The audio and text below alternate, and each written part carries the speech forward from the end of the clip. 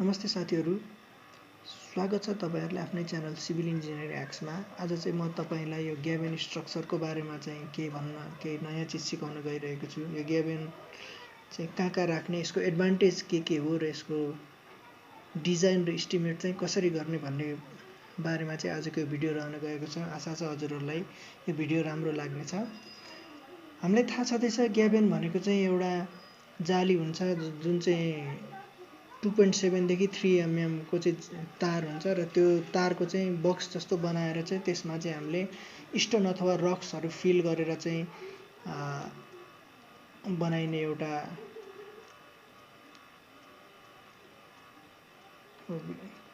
उसलाई नै हामीले ग्याबियन वाल भनिन्छ। यो ग्याबियन वालको चाहिँ एकदम धेरै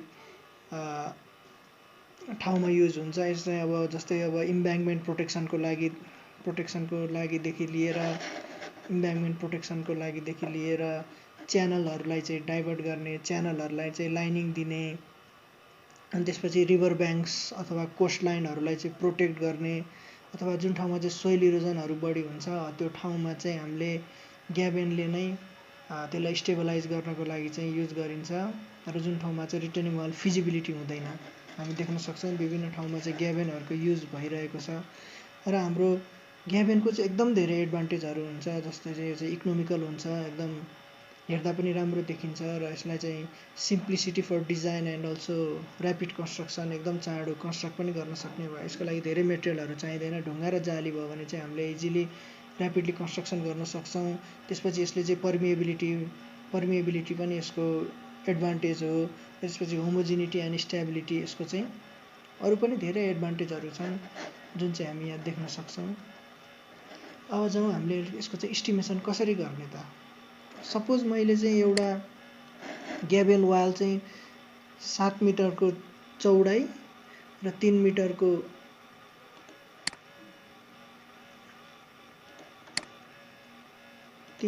चाहिँ विड्थ एन्ड हाइट 3 मिटर, यो चाहिँ अब हामीले कसरी गर्ने भनेपछि साइटमा जाने र साइटमा गएपछि चाहिँ त्यहाँको फिजिबिलिटी अनुसारको चाहिँ हामीले दिने भयो। कुन ठाउँमा ग्याबियन दिँदा ठिक हुन्छ, कुन ठाउँमा रिटेनिङ वाल दिँदा ठिक हुन्छ, त्यो चाहिँ हामीले स्टडी गरेर गर्ने भयौँ। र त्यसपछि चाहिँ अब सपोज हाम्रो यो gabion wall of length 7 metre, width 3 metre र हाइट 3 मिटरकै छ भनेपछि सबभन्दा पहिला त हामीले 7 मिटर वाइड खन्नु पर्यो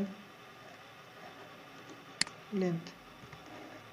अब हेर्नुस्, यसको लागि चाहिँ एस्टिमेट गर्ने बेला के चाहियो, serial number, particulars, unit number, length, width, height, quantity, rate र एमाउन्ट। अब यो चाहिँ हाम्रो स्पेसिफिकेसन चाहिँ तपाईँले डियुडिबिसीको साइटमा गएर डाउनलोड गर्न सक्नुहुनेछ। त्यसपछि चाहिँ डाउनलोड गरिसक्नु भएपछि सबभन्दा पहिला हामीले गर्नुपर्ने भनेको earthwork in excavation in foundation including 10 metre lead and 1.5 metre lift. अब हाम्रो नम्बर चाहिँ 1 भयो। लेन्थ हामीले भनिहाल्यौँ, 7 मिटरको लागि छ भने खन्नु पर्यो 7 मिटर। विड्थ, यदि तपाईँले अब वर्केबिलिटीको लागि हुन्छ भनेपछि कामै गर्न नसक्ने ठाउँमा छ भने चाहिँ यो चाहिँ हाम्रो लेन्थ चाहिँ अलिकति, यो विड्थ चाहिँ तपाईँले लेन्थ 7 मिटर खने पनि विड्थ चाहिँ 1 छ भने अब सपोज 1.5 मिटर जति खन्ने, किनकि तल गएर काम गर्न सजिलो होस्। र त्यसपछि चाहिँ हाइट चाहिँ अब तपाईँले जमिन लेभलबाट कति खन्नुपर्छ। अब मेरो चाहिँ साइटमा 0.6 मिटर खन्नुपर्ने भएको भएर चाहिँ मैले 0.6 मिटर लिएको छु। यो गरिसकेपछि तपाईँले क्वान्टिटी चाहिँ 3टाले मल्टिप्लाई गर्नुभयो भने क्वान्टिटी आइहाल्यो। रेट अब तपाईँले रेट एनालाइसिसबाट निकाल्न सकिहाल्नुहुन्छ। त्यसपछि एमाउन्ट गर्नुभयो। अब खनिसकेपछि अर्को दोस्रो काम भनेको चाहिँ हाम्रो अब ग्याबियन ले गर्ने काम हो। हाम्रो ग्याबियन चाहिँ यस्तो हुन्छ। यो चाहिँ अब म्यानुअली पनि बनाउन सकिन्छ अथवा मेसिन मेड पनि हुन्छ, ह्यान्डमेड अथवा मेसिन मेड हुन्छ। तपाईँहरूलाई अब मेसिन मेड गरेको राम्रो। अब ह्यान्डमेडको चाहिँ फिजिबिलिटी अनुसार चाहिँ तपाईँले साइडमा युज गर्न सक्नुहुन्छ।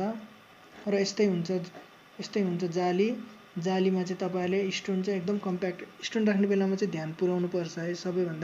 यो सबै स्टोनहरू चाहिँ एकदम कम्प्याक्ट, एकदम ठुल्ठुलो साइजको चाहिँ हुनुपर्छ। मसिनो साइजको स्टोनहरू राख्यो भने त्यो पछि त्यसमा डिफेक्ट आउन सक्ने सम्भावना भएको भएर चाहिँ हामीले चाहिँ त्यसमा चाहिँ ध्यान पुर्याउनु पर्छ। अब हाम्रो ग्याबियन वाल, अब ग्याबियनको जाली लाउने बेलामा चाहिँ अब सपोज मैले चाहिँ ग्याबियन वालेट होरिजेन्टल कर्भ छ भने ग्याबियनको चाहिँ लेयर हुने भयो। मैले तपाईँहरूलाई देखाइहालेँ 7 मिटर वाइड 3 मिटर हाइट र 3 metre width and 3 metre height नै भइसकेपछि चाहिँ फर्स्ट लेयरमा 7 मिटर सबभन्दा पहिलाको बेसमा चाहिँ खनिसकेपछि बेसमा चाहिँ तपाईँले लेन्थ चाहिँ हाम्रो 7 मिटर भयो। त्यसमा चाहिँ अब 3 मिटर विड्थ छ भने 3 मिटरको जाली भयो र हाम्रो हाइट चाहिँ 1 मिटर भयो। अब त्यसको माथि सेकेन्ड लेयर भनेपछि चाहिँ त्यसको माथि अर्को लेयर चाहिँ के हुन्छ भनेपछि लेन्थ त हामीलाई 7 मिटरकै चाहिहाल्यो टोटल। त्यसको माथि चाहिँ तल बेस 3 मिटर छ भने हामीले 0.5 र 0.5 छोडेर त्यसको माथि 2 मिटरको चाहिँ ग्याबियन वाल लाउने भयो र हाइट चाहिँ 1 मिटरै भयो। र त्यसको माथि थर्ड लेयर चाहिँ 1 मिटरको लाएर फेरि 1 नै गऱ्यौँ। त्यसपछि त्यसको क्वान्टिटी निकाल्यौँ। अब सपोज हामीलाई कुन केस कस्तो पनि हुनसक्छ भनेपछि चाहिँ अब हामीले 5 मिटरको लाउनु पर्यो भनेपछि त हामीलाई 5 मिटरको त अलिक उयो हुन्छ। त्यही भएर के गर्नु पर्यो भनेपछि अब नर्मली चाहिँ 3-1-1 को म्याक्सिमम साइज पाइँदो रहेछ भनेपछि तपाईँले के गर्नु पर्यो भनेपछि 3-1-1 चाहिँ तल बेसमा लाउनु पर्यो। म तपाईँहरूलाई यसमा देखाउन चाहन्छु। यदि अब हाम्रो 5 मिटरको जाली भयो भने चाहिँ तपाईँले के गर्नु पर्यो भनेपछि चाहिँ 3-1-1 को पहिला लाउनुस्।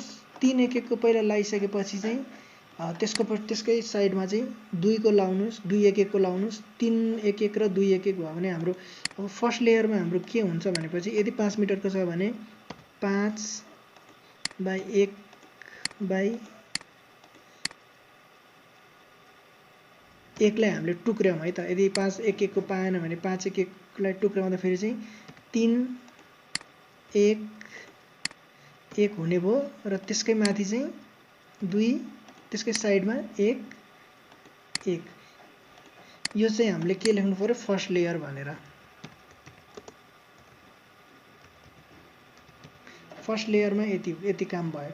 त्यसपछि फेरि तपाईँले सेकेन्ड लेयरमा चाहिँ त्यसकै माथि अब हाम्रो विड्थ 5 छ भनेपछि 5 अब त्यसको माथि तपाईँले 4.5 भनेपछि फेरि जानु पर्यो 3-1-1 लाउनुस् र 3-1-1 लाइसकेपछि त्यसको माथि 1.5 लाउनुस्। 1.5-1-1 को भएपछि 4.5 भयो। त्यसै गरी तपाईँले त्यसको माथि चाहिँ पाइलअप र स्ट्याकअप गर्दै जाने हो र यसरी नै हाम्रो चाहिँ ग्याबियन वालको चाहिँ इस्टिमेसन गरिन्छ साइटमा। आशा छ हजुरहरूलाई भिडियो राम्रो लाग्यो होला। अलिकति लामो पनि हुन गएको छ, त्यसको लागि चाहिँ म क्षमा चाहन्छु। कृपया यो भिडियो चाहिँ हेरेर लाइक, सेयर र सब्स्क्राइब गरिदिनु होला। धन्यवाद।